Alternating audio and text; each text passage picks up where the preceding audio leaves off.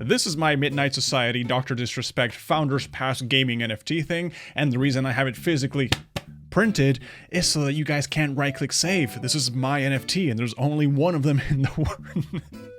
I'm starting to sound like an NFT bro. I honestly don't care about this. But if you guys want to screenshot it and use it as your profile, yeah, there you go, right there. NFT gaming in its current state is just kind of cringe. You guys know I like to talk about Sandbox and Decentraland and Axie Infinity, you know, billion-dollar companies with games that just look like potatoes that can run on a toaster. But I did want to talk about the fact that I did manage to get a Founders Pass for Midnight Society's new upcoming game, and if you guys don't know, Midnight Society is Drdisrespect's new gaming company, which does have some NFT elements on the Polygon chain, and for people who are worried about that NFTs are killing the planet, I'm pretty sure that every transaction on Polygon is the equivalent of sending a couple of emails, which, yeah, that's cool, I guess. But if you wanted to get a Founders Pass, then you had to be one of the 10,000 people that actually managed to get in, out of about the 500,000 people that actually applied, so that's about a 1 in 50 drop rate, just the equivalent of getting a Rune Scimitar off a Zami Warrior in RuneScape. So when you get the Founders Pass, you get your own little unique picture thing, which is just as worthless as any other Fortnite skin that's out there,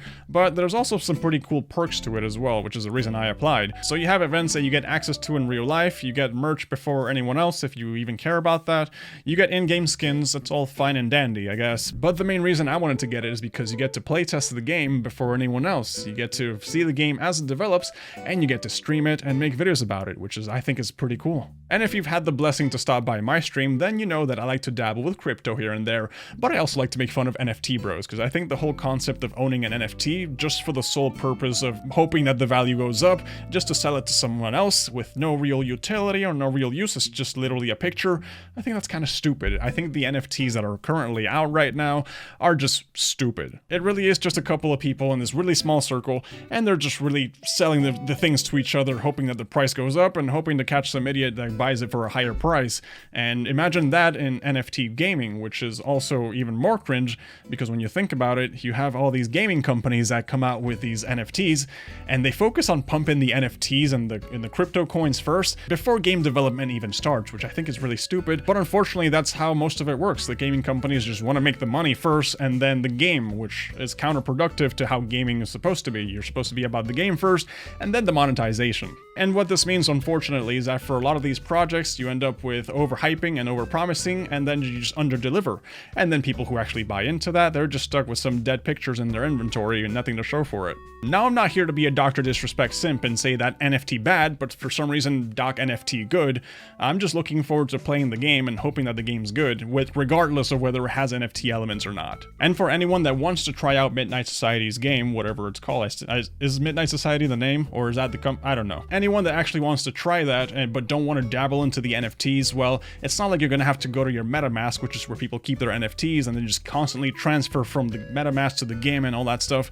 I'm pretty sure that most of the NFTs are going to be held inside the game anyways, and if you want to transfer them, it's just for selling purposes. So I do think it's entirely possible to play the game and not care about the NFT elements and just keep everything in your inventory, but we'll just have to wait and see how that goes. And at least for me, I'm not really planning on selling my NFT because I do want the behind the scenes access, and I do want to make videos and content about that. I think that's a really cool perk that they're actually adding, which is weird because most companies with NFTs, they just care about, here's a picture that doesn't do anything, but at least this Drdisrespect picture, at least it does something, right? However, if some idiot just wants to buy my NFT at a ridiculous price, well, I'm not gonna say no to free money, you know? So I am clowning a little bit too hard on NFT bros here, but I do want to clarify that if you buy NFTs because you like the artwork and you want to support the creator, or you just like that digital memorabilia, then that's perfectly fine. But if you're just buying the NFT with the hopes that it goes up, and it's literally just a picture with no real utility, no real case, it's just a waste of space, and you're just hoping to find some sucker that buys it at a high price,